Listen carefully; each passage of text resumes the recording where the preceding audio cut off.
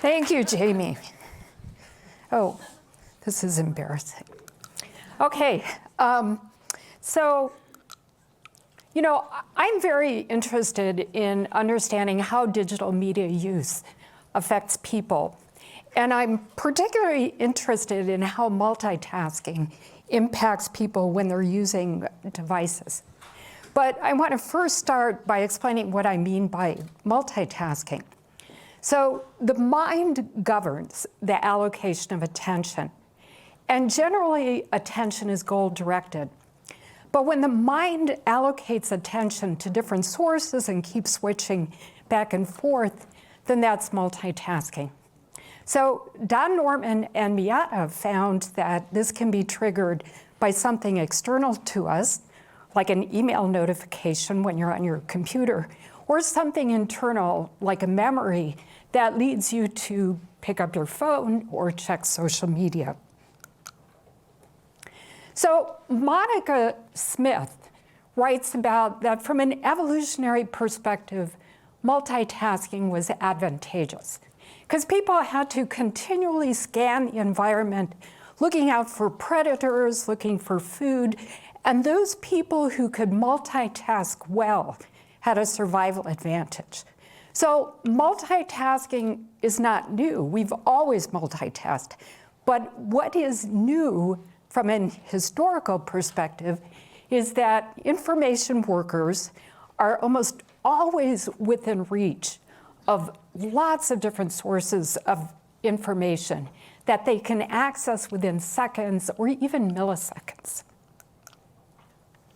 So I want to go over some really important results with respect to multitasking and performance.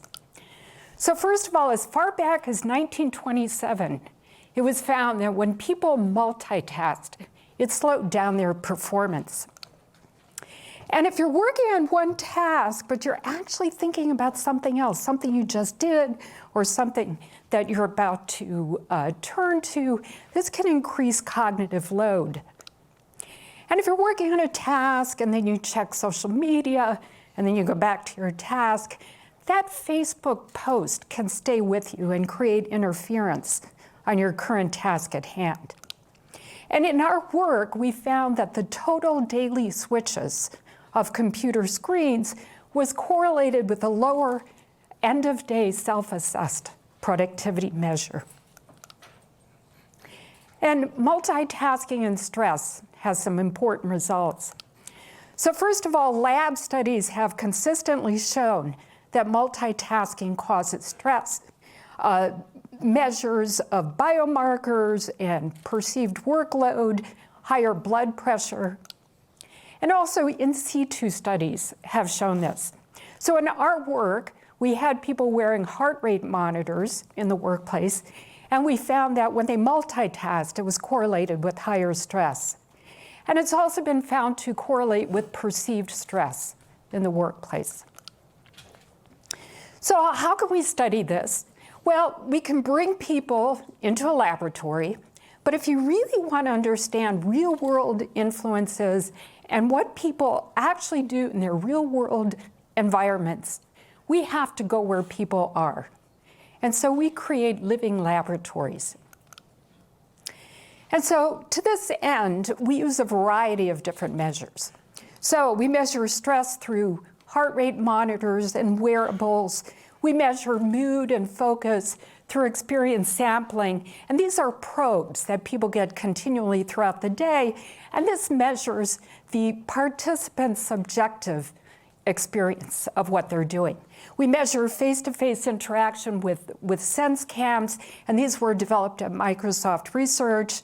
We log computer activity, we measure physical activity and sleep through wearables, and then we take a whole lot of different demographic and personality measures.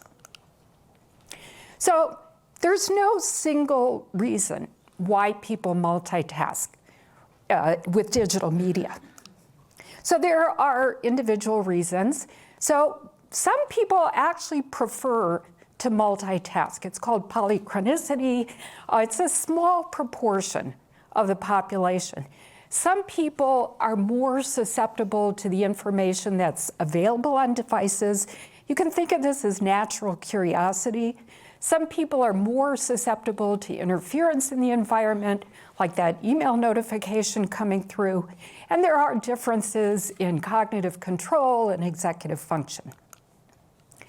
There are environmental reasons. So in the information workplace, people are consistently juggling competing demands, they're reprioritizing tasks.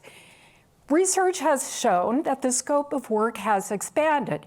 So people are actually working on more different projects that they switch to in the workday. And this last point is really interesting because it's not just computer screens that people are seeing switches on, but it's actually exposure to the wider media landscape. People watch film and television, and the average shot length for television is 3.5 seconds. There are social reasons. So there's peer pressure for people to check email, for example, and social platforms like email and like Slack involve an exchange of social capital. And what this means is that I'm going to answer your email because someday I'm hoping you're going to answer mine. So there's this exchange of social capital. And so we're all in this interconnected web.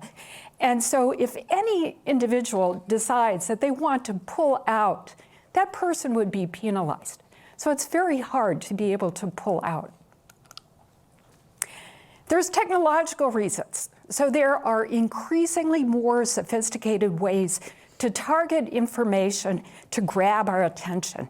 And of course, there's just the sheer availability of information on our devices. And there's also affordances of the technology. So we can have multiple screens open, multiple tabs on our browsers, and all of these serve as cues that just invite us to click on them and switch our attention. So how much do information workers actually multitask? So to measure this, we can look at people's average duration of focus on any computer screen. This is a good proxy for how attention is being shifted. And we find that with all computer activity, the average attention duration is 47 seconds. This is day in and day out. And actually, the median is less, it's 40 seconds. So attention duration has been tracked over the years.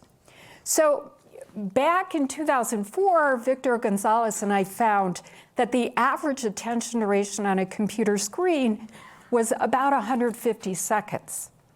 And in 2012, Steve Voida and I found that it was about a minute and 15 seconds. And since then, you could see that these average attention durations are relatively similar. So people switch a lot. In fact, they average checking email 77 times a day. For those people in our sample who checked Facebook, they checked it on average 38 times a day. And there are individual differences in focus duration. So we did a factor analysis, and we found a factor that we label lack of control. So people who lack control have shorter attention durations on the computer. And they are characterized by people who score higher in neuroticism, this is a personality trait, higher in impulsivity, urgency, also a personality trait. These are people that are more susceptible to stress. So at this point, you're probably thinking, well, maybe switching isn't so bad if it's the same project. We're all academics. When we work on a paper, we're looking at a Word document, and then we need to switch to the internet, we switch to email. So maybe it's not so bad. So we clustered activities at the project level to see how long people paid attention to any individual project. And this is the general pattern that we find. So people work on project A, then they switch to project B, then they switch to project C. then they start to work on project E, and then they resume work again on project A. So people average about 10 minutes and 21 seconds working on a project before switching. And they average about 25 and a half minutes in order to resume work on that interrupted project. And what's happening is that people are working on an average of over 2 projects when they interrupt a project. And so this means that there are cognitive shifts from project to project. These are pretty strong cognitive shifts. So let's talk about interruptions. So I do not want to express that all interruptions are bad. There are costs, so interruptions can lead us to be distracted from work. They involve context switching, which increases cognitive load, leads to higher stress, but they also have benefits. So they can afford a mental break from work, which allows us to replenish our mental resources. And also, they allow us to connect with others either online or face-to-face. And interestingly, we found that about half of all interruptions are self-interruptions. And what does this mean? It means that if you're an observer and you're watching someone, for no apparent reason, that person will suddenly stop what they're doing and they will turn and say, check email or make a phone call. So there's no identifiable external stimulus that's leading them to make this switch. So what predicts self-interruptions? So there are several things. So first of all, the organizational environment. So people in different organizations self-interrupt at different rates. People who work in an open office environment self-interrupt more. People self-interrupt more in the morning compared to later in the day. And this last point is interesting. We took the self and external interruptions and divided them up into hourly segments. And we found that the higher external interruptions in the previous hour actually predict more self-interruptions in the subsequent hour. So it's as though people are just determined to be interrupted. So people have studied attention for a long time. And they've used different terms to studying attention. You're probably familiar with the notion of flow, which is a very deep, immersive state of focus. And these studies have consistently shown that when people have attention focus, it's associated with positive affect, positive emotion. And when people are bored, it's consistently been shown to be associated with negative affect. So we can look at this dimension, we call it engagement, and this can represent attention focus from being highly engaged in doing something and not at all engaged. And we envisioned that there was another very important dimension to consider if we're looking at attention concerning information work, and this is challenge. How challenged is a person in what they're doing? And we came up with this theoretical framework to understand people's attentional states when they're working with digital media. So if a person is highly engaged and highly challenged, we label this as being in a focused state. If a person is highly engaged and not at all challenged, we call this a rote activity. And the best way to think of this is imagine playing solitaire. You're really engaged in solitaire, but you're not at all challenged with it. And if people are not challenged and not engaged, we label this bored. And if people are highly challenged and not engaged, we call this a frustrated state. And an example of that is, you have a bug to try to solve, and it's really challenging, and you're just not really into it. So, contrary to all these studies that showed that attention focus is associated with positive affect, if we introduce this dimension of challenge, we find that people are actually happiest doing rote activity, which could potentially explain why people do social media in the workplace or why they play Candy Crush, because it makes them happy. So let's look at how attention is distributed throughout the day. So if we look at that white line represents focus. And this comes from multiple experience sampling probes that people answered throughout the day. And we find people don't come to work in a focused state, ready to work, but it takes them time to get into a state of focus, and they peak about 11 a.m., and then they peak again about 3 p.m. And you'll notice here that people's peak focus times actually coincide with when people are checking their inbox and calendar. So every time we study people, we interview them, and the number one thing that people claim interferes with their ability to focus is email. And so we've studied this, and we found two important things.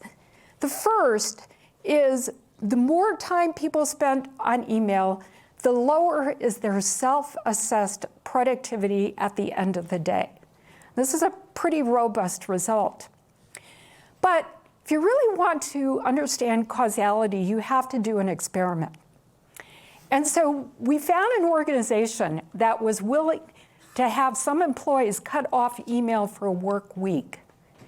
And we studied that. And we found that when people were cut off from email for a work week, their focus was significantly longer on any computer screen without email. And the flip side of that, so another way to look at attention duration is to look at the switches per hour. And we see that people switched about half as often when they didn't have email. And we measured stress. People wore heart rate monitors around the office. And we use a measure called heart rate variability. And we found that people were significantly less stressed without email. And I want to note that the higher the measure of heart rate variability, the lower is stress.